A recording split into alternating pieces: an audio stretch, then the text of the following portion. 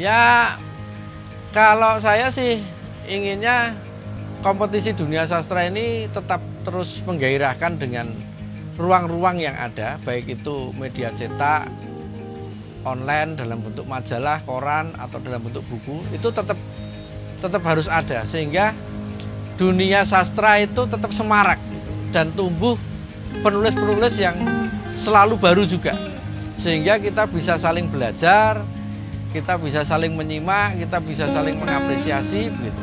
Syukur-syukur banyak pula lembaga-lembaga tertentu baik pemerintah maupun swasta yang membuat festival-festival sastra dan juga penghargaan.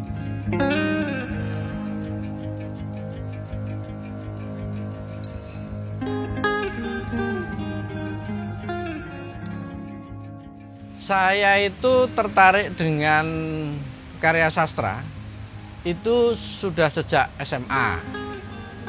Nah, kebetulan SMA saya dulu di SMA Negeri 2 Bendungan di Kulon Progo. Nah, mulai di bangku SMA itulah saya tertarik dengan karya sastra, terutama yang ada di koran.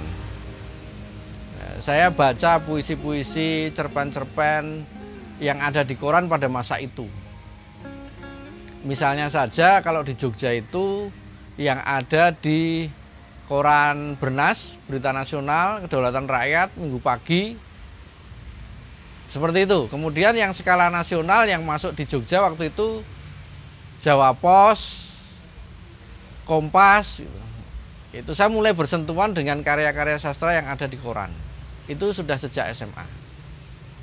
Nah, mulai dari situlah saya kenal nama-nama seperti Putu Wijaya, seperti Agus Nur, seperti Seno Gumira misalnya, dan seterusnya gitu.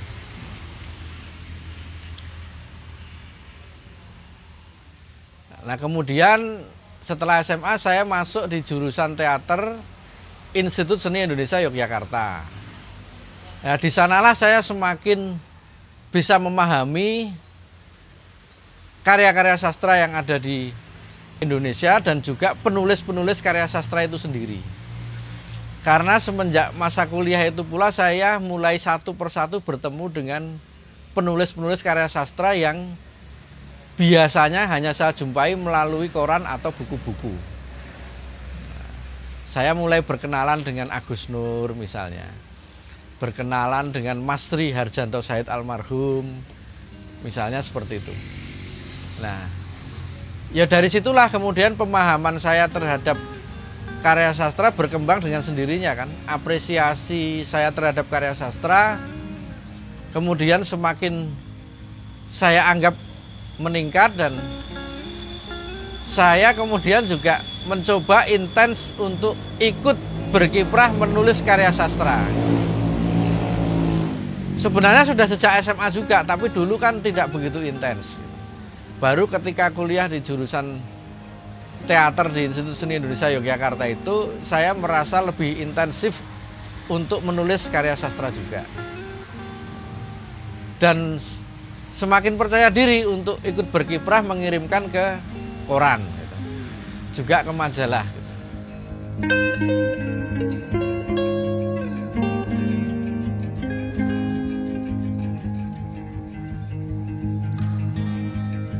Sejak dulu itu media massa menjadi salah satu ruang untuk berekspresi penulis ya. Dan terlegitimasi begitu, diakui kemampuan kepenulisannya kalau sudah dimuat di media massa. Kultur kreatif kita kan seperti itu. Sejak SMA pula sebenarnya saya sudah beberapa kali mengirimkan tulisan ke media massa, dan di masa-masa SMA itu juga banyak tulisan saya yang dimuat di media massa. Tapi waktu itu kalau di masa SMA itu belum, katakanlah belum pada rubrik sastra yang itu dihuni oleh sastrawan-sastrawan mapan, begitu ya. Sebut saja begitu. Nah, waktu SMA itu saya mengirimkan karya-karya ke koran itu juga kelasnya kelas remaja gitu. Misalnya Gatot Kaca, kemudian dulu ada Putra Kita, Kemudian di Bernas sendiri itu setiap minggunya dulu ketika SMA itu ada halaman Gema, Gebiar Remaja yang itu berisi karya-karya para remaja. Tidak hanya karya sastra, ada juga esai, kemudian reportase, kolom, dan sebagainya. Nah, sesuai dengan tingkatan usia pada waktu itu, saya SMA juga mengirimkan karyanya ke rubrik-rubrik remaja. Baru kemudian ketika kuliah di jurusan Teater Institut Seni Indonesia Yogyakarta itu memberanikan diri untuk mengirimkan karya-karya ke rubrik yang kita berkompetisi dengan sastrawan-sastrawan yang lebih mapan lah.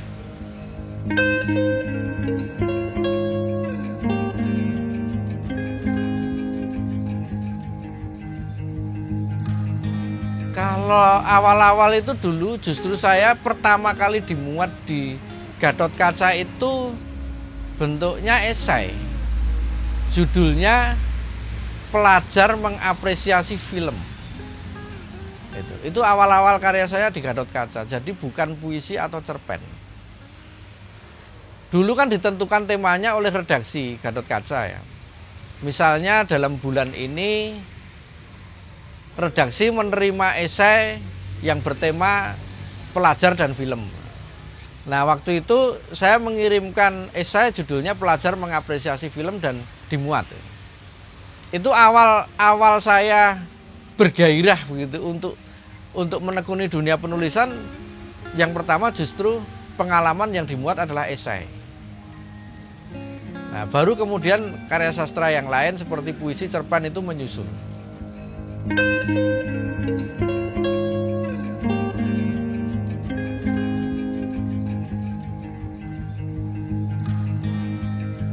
Setelah saya menulis esai di masa remaja itu dan dimuat, itu sedikit menumbuhkan kepercayaan diri bahwa dunia kreativitas menulis ini memang menarik untuk ditekuni. Nah, barulah setelah itu saya menulis dalam bentuk cerita pendek. Tentu saja tetap dengan semangat yang naik turun waktu itu, antara percaya diri dan tidak. Tapi tetap saya tekuni, apalagi karena kemudian masuk di jurusan Teater Institut Seni Indonesia Yogyakarta itu. Nah, disitulah atmosfer ya, ekosistem dunia penulisan itu juga terbangun dan membentuk saya untuk terus menekuni dunia sastra. Dan semakin yakin bahwa melalui cerpen itu ruang ekspresi personal saya bisa terwadai. Gitu. Apalagi waktu kuliah kan juga banyak teman saya di jurusan teater yang juga menekuni dunia penulisan. Gitu. Pergaulan saya juga saya coba perluas waktu itu ke teman-teman di Fakultas Sastra Universitas Gadjah Mada. Main aja ke sana gitu loh. Main aja ikut acara di sana dan banyak menyerap ilmu, kemudian diam-diam ya tetap menekuni dunia penulisan karya sastra itu, khususnya cerita pendek. Saya lebih merasa nyaman menulis cerita pendek karena merasa bahwa ide-ide saya lebih terlampiaskan, lebih terwadai melalui cerita pendek. Gitu. Nah, di masa saya akhir kuliah di tahun 2000 itu terbit kumpulan cerita pendek saya yang pertama. Itu judulnya Jangan Membunuh di Hari Sabtu. Yang menerbitkan waktu itu Jendela ya. Ini bukunya. Nah, kumpulan cerpen yang pertama ini memuat karya cerpen saya yang pernah dimuat di berbagai koran. Pada waktu itu misalnya saja pernah dimuat di Kompas, di Media Indonesia, kemudian di Jawa Pos, dan juga koran-koran yang lain. Seperti Minggu Pagi, Berita Nasional, Kedaulatan Rakyat, begitu. Yang pasti Jangan Membunuh di Hari Sabtu itu adalah kumpulan cerita pendek saya yang pertama. Nah, kemudian kumpulan cerita pendek saya yang kedua itu yang berjudul Perempuan Bersampan Cadik. diterbitkan oleh Grasindo Jakarta. Ini juga kumpulan cerita pendek yang berbasis pemuatan di koran-koran. Ada juga yang di tabloid perempuan, tabloid Nova waktu itu. Saya banyak juga menulis di tabloid Nova. Nah, kemudian ada pula kumpulan cerita pendek berikutnya itu Bersampan ke Seberang. Ini diterbitkan Hikayat, kelompoknya Gama Media. Kemudian terus selanjutnya ada Uang yang Terselip di Peci misalnya. Itu yang kumpulan cerita pendek. Kemudian dalam rentang waktu itu pula saya mencoba menulis novel remaja. Ada novel Islami remaja pada waktu itu judulnya Buku Harian yang Terlipat Cadar. Itu diterbitkan pada 2004. Penerbitnya DIR. Kemudian novel remaja pula diterbitkan tahun 2005. Judulnya Limhua. Ini Gita Nagari yang menerbitkan. Dalam rentang waktu itu pula saya pernah menerbitkan kumpulan cerita bersambung yang pernah dimuat di tabloid Nova. Judulnya Cuman Terpanjang yang Ditunggu. Dan juga menulis novel Kasongan ya, berbasis tentang dunia gerabah. Nah, yang belakangan ini yang di era-era tahun 2000 ini saya juga menerbitkan kumpulan esai, karya sastra, ulasan tentang karya sastra ya, judulnya Ritual Karnaval Sastra Indonesia Mutakhir. Itu. Kalau buku antologi komunal yang memuat karya sastra saya misalnya saja ada dalam antologi Nandurin Karang Awak, ini diterbitkan oleh Panitia Ubud Writers and Readers Festival pada tahun 2010 dan juga Menajeri Seven. Ini antologi cerpen berbahasa Inggris yang memuat banyak karya sastra sastrawan Indonesia. Tidak hanya saya di situ. Itu diterbitkan Lontar Foundation Jakarta.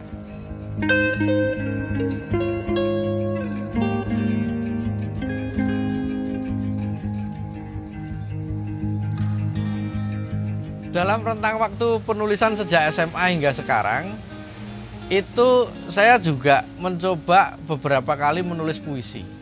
Tapi sayangnya sampai sekarang belum pernah punya antologi puisi tunggal. Belum pernah punya. Kalau antologi puisi komunal bersama itu pernah gitu. Ada yang diterbitkan Balai Bahasa Yogyakarta. Itu yang antologi puisi komunal. Nah, kenapa itu bisa terjadi? Karena saya merasa mungkin belum saatnya ya kalau antologi puisi ya. Sebenarnya sudah mengumpulkan beberapa puisi gitu. Tapi momentumnya mungkin belum tepat. Momentumnya mungkin belum tepat. Yang pasti sudah terkumpulkan puisi-puisi yang saya tulis sejak SMA juga gitu dan pernah dimuat di koran-koran juga.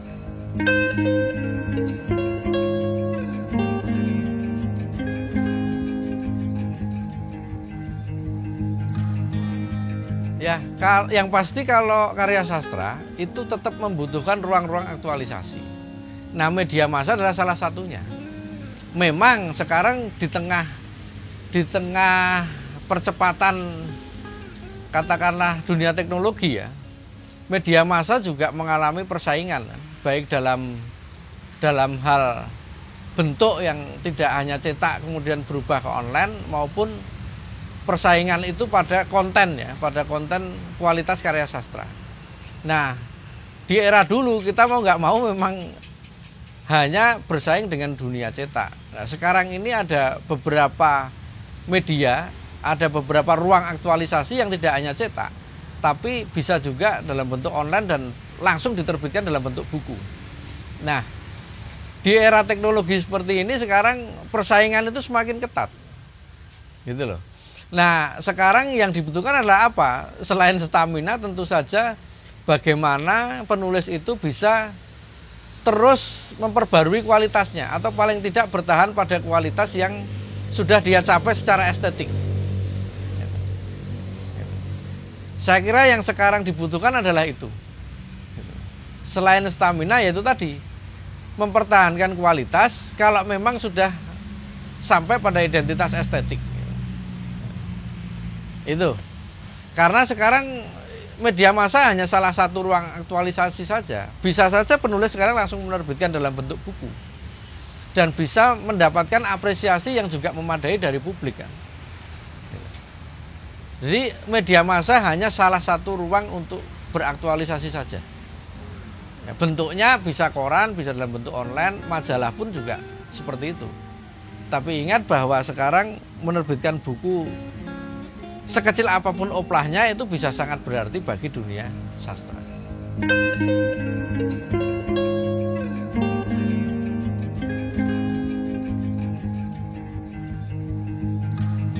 Ya, kalau saya sih inginnya kompetisi dunia sastra ini tetap terus menggairahkan dengan ruang-ruang yang ada, baik itu media cetak, online dalam bentuk majalah, koran, atau dalam bentuk buku, itu tetap harus ada, sehingga dunia sastra itu tetap semarak gitu, dan tumbuh penulis-penulis yang selalu baru juga, sehingga kita bisa saling belajar, kita bisa saling menyimak, kita bisa saling mengapresiasi begitu.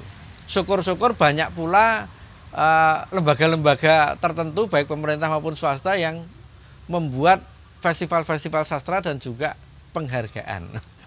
Itu syukur-syukur sampai ke sana, karena beberapa pihak yang pernah mengadakan adanya penghargaan misalnya itu bisa saja terancam untuk tidak dilanjutkan. Nah, pihak-pihak lain bisa melanjutkan ikhtiar mulia seperti ini untuk selalu menumbuhkan apresiasi yang memadai bagi dunia sastra itu sendiri.